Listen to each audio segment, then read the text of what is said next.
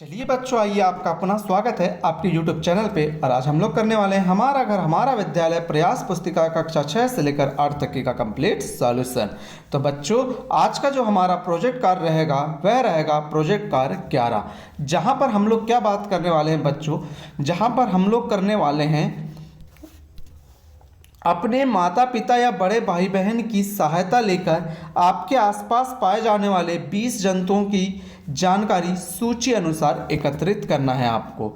ठीक है, अब यहाँ पर जंतु का नाम लिखना है, यहाँ पर वो कहाँ पर रहते हैं, उनके रहने का स्थान, क्या आवास में रहते हैं, क्या बिल में रहते हैं, क्या घोंसला में, क्या घर में, क्या पानी में, क्या वन में, ये जानकारी आपको प्राप्त करना है। वही भोजन शाकाहारी करते हैं या मांसाहारी या सर्वाहारी, उनकी गति क्या है, तैरना है, क्या रेंगना है, क्या चलना है। जैसे मेंढक की बात करें तो हमें पता है ये पानी में रहता है, यह कीड़े मकोड़े और नॉर्मल चीज़ों को भी खाता है, इसके लिए आप सर्वाहारी, नहीं तो यहाँ पर आप मांसाहारी भी लिख सकते हैं। और आप देखेंगे कई बार वो शाकाहारी चीज़ें भी खाता है और वो कैसा होता है, चलता है, इसके लिए हमने यहाँ पर क्या लिखा है, चलना लिखा है। उसी प्रकार सांप बिल में रहता है, वह भी सर्वाहारी, और रेंगना क्यों, क्योंकि दूध भी पी लेता है और कई कीड़ों को खा भी जाता है, आपने देखा होगा मेंढक को खाते हुए।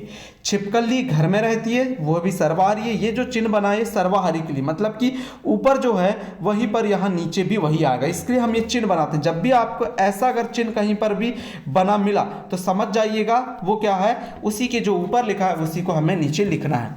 तो सांप कैसा होता है, रेंगता है। फिर छिपकली घर में सर्वाहारी, वो भी रेंगने का काम। कुत्ता कहाँ रहता है, घर में, सर्वाहारी, चलने का काम। बिल्ली कहाँ, घर में, सर्वाहारी, चलने का काम। गाय कहाँ रहते हैं, घरों में ही रहते हैं, शाकाहारी है और वो भी क्या करती हैं, चलती ही हैं। उसी प्रकार जब आप आगे बढ़ेंगे तो यहाँ पर भैंस, बकरी, चिड़िया, तोता, खरगोश और आपको कबूतर, मनुष्य, शेर, बंदर, भालू, मछली, हिरण, गिरगिट, कछुआ, ये सब आपको यहाँ पर देखने को मिल जाएंगे। और सब के बारे में हमने यहाँ पर लिख दिया कि कौन कैसे चलता है, कौन कहाँ रहता है, उनका भोजन क्या है, क्या शाकाहारी है, क्या वो मांसाहारी है, ये सब बातें यहाँ पर आ चुकी हैं। तो चलिए हम लोग अब आगे बढ़ेंगे बच्चों। आगे क्या है, आगे अगला प्रश्न है, निम्न विशेषताओं के आधार पर पौधे एवं जंतुओं में होने वाली क्रियाओं का वर्णन कीजिए। निम्न क्रियाओं मतलब कि जो निम्न विशेषताओं आधार पर हमें, जैसे क्रिया का नाम श्वसन है, क्या पौधों में होती है तो आप क्या लिख सकते हैं, या हाँ। जंतुओं में होती है तो आप क्या लिख सकते हैं, हाँ। यहाँ पर आप कुछ पौधों के नाम लिख सकते हैं, कुछ जंतुओं के नाम लिख सकते हैं। चलो इतना कर लिए बच्चों, आगे बढ़ें। हाँ हाँ आप लिख सकते हैं। उसी प्रकार जब आप आगे बढ़ेंगे तो उद्दीपन के प्रति अनुक्रिया, मतलब आपको आगे के सामने ले जाया जाए, आग के सामने, और आपके हाथ रख दिया जाए, आपको जैसे ही अंगार लगेगी आपके हाथों में या आग आपके वो लगेगी, हल्का गर्म लगेगा, तो आप हाथ कैसे करते हैं, तुरंत पीछे खींच लेते हैं। तो उद्दीपन के प्रति अनुक्रिया क्या पौधों में होती है, क्या नहीं। तो यहाँ पर क्या जाएगा, हम यहाँ पर उत्तर में क्या लिखेंगे, नहीं लिखेंगे। लेकिन जंतुओं को जैसे आग लगती है तुरंत हाथ पीछे कर लेते हैं, तो हाँ। अब यहाँ पर हाँ भी हम लिख सकते हैं, क्यों, क्योंकि पत्तियाँ कैसी होती हैं, सिकुड़ जाती हैं। तो ये सब चीज़ें हैं। गति, गति क्या पेड़ पौधों में होती है, हाँ होती है।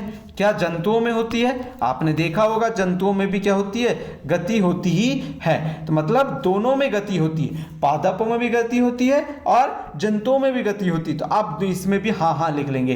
तो ये था हमारा प्रोजेक्ट नंबर कौन सा बच्चों, ये था हमारा प्रोजेक्ट नंबर 11। बहुत अच्छे समझ आया होगा, उम्मीद है। कोई भी डाउट है तो आप हमें कमेंट करके पूछ लीजिए। चैनल में नए हो तो चैनल को पहले सब्सक्राइब कर लीजिए और हमारे साथ बने रहिएगा, क्योंकि हम 1 से लेकर कक्षा 12वीं तक की सभी जानकारी आपको देते हैं जो आपके लिए बहुत ही फायदेमंद होती है। तो चलिए अब हम लोग मिलेंगे आपसे अगले वीडियो में। Thank you.